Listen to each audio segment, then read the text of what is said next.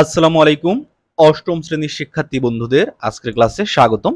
আজকের ক্লাসে আমরা উদ্ভিদের টিস্যু কালচার ও তার ব্যবহার এই টপিকটি নিয়ে কথা বলবো। তো চলো শুরু করা যাক। তো এর জন্য আমরা প্রথমেই জেনে নেই যে টিস্যু জিনিসটা আসলে কি। তো দেখো, একই উৎস থেকে সৃষ্ট, একই ধরনের কাজ সম্পন্নকারী, সমধর্মী একটি অবিচ্ছিন্ন কোষগুচ্ছকে টিস্যু বলা হয়। তো এখান থেকে তোমরা এতটুকু বুঝতে পারছো যে টিস্যু হচ্ছে এক গুচ্ছ কোষ যারা আসলে একসাথে থাকে এবং একই কাজ করে। তো এখন টিস্যু নিয়ে তো আর কোনো কনফিউশন নেই। আমি আবার একবার বলে দিই, টিস্যু হচ্ছে একগুচ্ছ কোষ যারা একই ধরনের কাজ করে। তো টিস্যু কি, এটা ক্লিয়ার।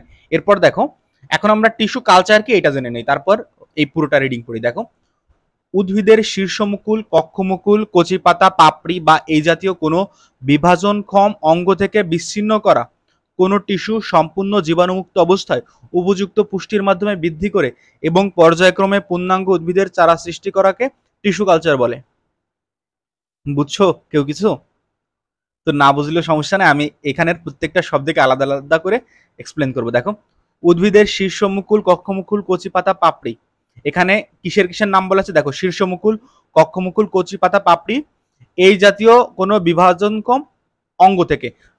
অ্যাকচুয়ালি এখান থেকে যেটা বোঝাইতে চাচ্ছে যে উদ্ভিদের বিভাজনক্ষম মানে যেই জিনিসটা বিভাজিত হইতে পারে এরকম তুমি যে কোনো অংশ থেকে আর একটা নতুন উদ্ভিদ সৃষ্টি করতে পারবা।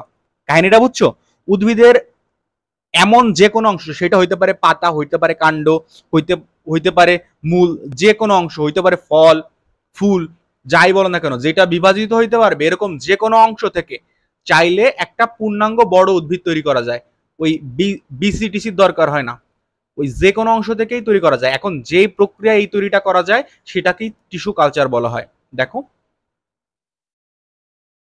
এই বিভাজনক্ষম অঙ্গ থেকে বিচ্ছিন্ন করা কোনো টিস্যু, এই বিভাজনক্ষম অঙ্গ থেকে বিচ্ছিন্ন করা টিস্যু মানে এই সব জায়গার থেকে তুমি কোন একটা টিস্যুকে কেটে নিছো, ছোট একটা অংশ হতে পারে, তুমি এই পাতার থেকে কিছু অংশ কেটে নিছো অথবা পাপড়ি থেকে কিছু অংশ কেটে নিছো, এটাকেই বলা হচ্ছে বিচ্ছিন্ন করা কোনো টিস্যু। বিচ্ছিন্ন করা মানেই কেটে নেওয়া। সম্পূর্ণ জীবাণুমুক্ত অবস্থায় এই টিস্যু কাটার পর তুমি সেটাকে জীবাণুমুক্ত করে নিলা উপযুক্ত পুষ্টির মাধ্যমে। জীবাণুমুক্ত করার পর তুমি ওইটাকে এমন একটা জায়গায় রাখলা যেখানে একবারে উদ্ভিদের বড় হওয়ার জন্য যতগুলো পুষ্টি উপাদান লাগবে সবগুলোই আছে। যদি তুমি রাখো তাহলে হবে কি, এইখান থেকে একটা বড় উদ্ভিদ তৈরি হবে।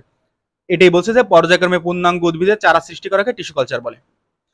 অর্থাৎ গবেষণাগারে কোনো টিস্যুকে পুষ্টি সরবরাহের মাধ্যমে আবাদ বা কালচার করাকেই টিস্যু আবাদ বা টিস্যু কালচার বলে। এখানে বাংলা ভাষায় লেখা আছে, আমি আরো সহজ করে বলি যে কোন একটা ল্যাবের মধ্যে কোন একটা টিস্যুকে তুমি খাবার দিচ্ছ। লিগেলি মানে আরো সহজ করে বলতে গেলে, ওই তুমি একটা টেস্ট টিউবের মধ্যে পানি নিয়ে ওই পানির মধ্যে উদ্ভিদের বড় হওয়ার জন্য যতগুলো পুষ্টি উপাদান লাগবে সবগুলোকে পানির মধ্যে যোগ করলে এবং ওই পানির মধ্যে হচ্ছে এই টিস্যুটাকেও ছাড়ে দিলে, রেখে দিলে, একটা নির্দিষ্ট টেম্পারেচারে রেখে দিলে এই টিস্যুটা আস্তে আস্তে বড় হবে। বুঝতে পারছো? আর এই জিনিসটা হচ্ছে টিস্যু কালচার। টিস্যু কালচার মানে টিস্যুকে চাষ করা। এখন দেখো, আমি প্রথমের থেকে পড়ি। উদ্ভিদের কোষ বিভাজনের মাধ্যমে প্রাকৃতিকভাবেই প্রয়োজন অনুসারে টিস্যু তৈরি হয়, যেগুলো উদ্ভিদের বিভিন্ন শারীরবৃত্তীয় কাজে অংশগ্রহণ করে থাকে। বর্তমানে বিজ্ঞানের অনেক উন্নতি হওয়ার কারণে প্রকৃতির উপর নির্ভর না করে কৃত্রিম উপায়ে উদ্ভিদের টিস্যু তৈরি করা সম্ভব। আশা করি এইটুক তোমাদের বুঝতে অসুবিধা হবে না। এই যে টিস্যু টিস্যু কিভাবে তৈরি হয়, অনেকগুলো কোষ একসাথে মিলে তৈরি হয়, আর এটা প্রাকৃতিকভাবেই হয়। দেখো এর পরের লাইনে কি লেখা আছে, ভালো জাতের একটি উদ্ভিদ থেকে টিস্যু নিয়ে কালচার করে অনেক সংখ্যক চারা উৎপাদন করা সম্ভব।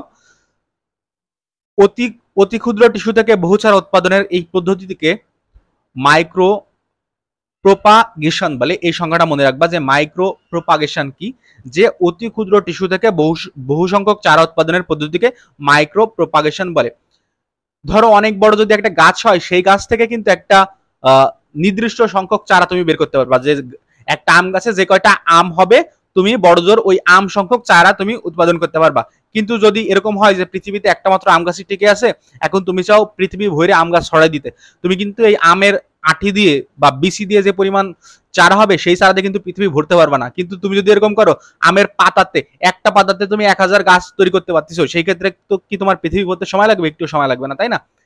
এই এই অতি ক্ষুদ্র টিস্যু থেকে বহুচারা উৎপাদনের পদ্ধতি হচ্ছে মাইক্রো প্রোপাগেশন। অর্থাৎ তুমি এই মাইক্রো প্রোপাগেশনের মাধ্যমে একটা ছোট্ট অংশ থেকে বা ছোট্ট পাতা থেকে অনেক চারা সৃষ্টি করতে পারো। এই প্রক্রিয়ায় রোগমুক্ত উদ্ভিদ সৃষ্টি হয়, চারা উৎপাদন, বিলুপ্তপ্রায় উদ্ভিদ সংরক্ষণ, অল্প সময়ে অধিক চারা উৎপাদন, ভ্রূণ কালচার প্রযুক্তির মাধ্যমে উদ্ভিদের কৃত্রিম প্রজননে যুগান্তকারী ভূমিকা পালন করে। একটা জিনিস দেখো, বিলুপ্তপ্রায় উদ্ভিদ সংরক্ষণ, যে কোনো একটা উদ্ভিদ প্রায় ধরো পৃথিবীতে একটা গাছ টিকে আছে, যেটা আগে বললাম, এখন ওই গাছের থেকে যদি ফল হয় তারপরে তুমি ওই গাছের থেকে নতুন চারা সৃষ্টি করতে পারবা। কিন্তু একটা কনফিউশন থেকে যায়, যদি নতুন ফল সৃষ্টি হওয়ার আগে উদ্ভিদটা মরে যায় তাহলে তো উদ্ভিদটাই বিলুপ্ত হয়ে যাবে। এই জন্য যদি এমন হয় যে উদ্ভিদের যে কোনো অংশ থেকে তুমি নতুন উদ্ভিদ সৃষ্টি করতে পারতেছো, সেটা অনেক সহজ না?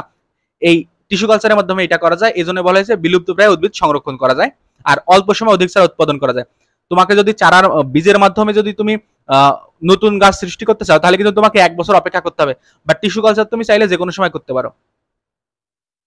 দেখো, ইতিমধ্যে বাংলাদেশ টিস্যু কালচারের মাধ্যমে বেশ কিছু সাফল্য অর্জন করেছে।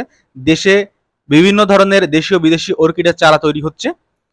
এই অর্কিডের চারা হচ্ছে টিস্যু কালচারের মাধ্যমে তৈরি হচ্ছে। তাছাড়া কলার চারা, বেলের চারা, কাঁঠালের চারা ইত্যাদিও সফলভাবে উৎপাদন করা সম্ভব হয়েছে এই টিস্যু কালচারের মাধ্যমে। যেরকম পাতার মাধ্যমে, যেরকম বেলের পাতার মাধ্যমে বেলের গাছ, কাঁঠালের পাতা, ফুল, ফল, মূল যে কোনো কিছুর মাধ্যমে কাঁঠালের চারা, এটি হচ্ছে টিস্যু কালচার। বিভিন্ন ডাল জাতীয় শস্য ও বাদাম উৎপন্ন হয়েছে টিস্যু কালচার পদ্ধতিতে। উৎপাদিত রোগমুক্ত স্ট্রবেরি, স্টেভিয়া ও কলার বীজ ও চারা এই তালিকায় রয়েছে। তো শিক্ষার্থীরা, এখানে আসলে আমাদের বাংলাদেশের বিজ্ঞানীরা এই টিস্যু কালচারের মাধ্যমে কি কি তৈরি করেছে সেটার একটা তালিকা দেওয়া আছে। তো এখানে দেখো, রাজশাহীতে টিস্যু কালচারের মাধ্যমে উন্নত মানের আলুর চারা উদ্ভাবন করা হয়েছে। এটা আসলে রাজশাহীতে টিস্যু কালচারের মাধ্যমে উদ্ভাবন করছে, সেটার একটা ছবি দেওয়া আছে।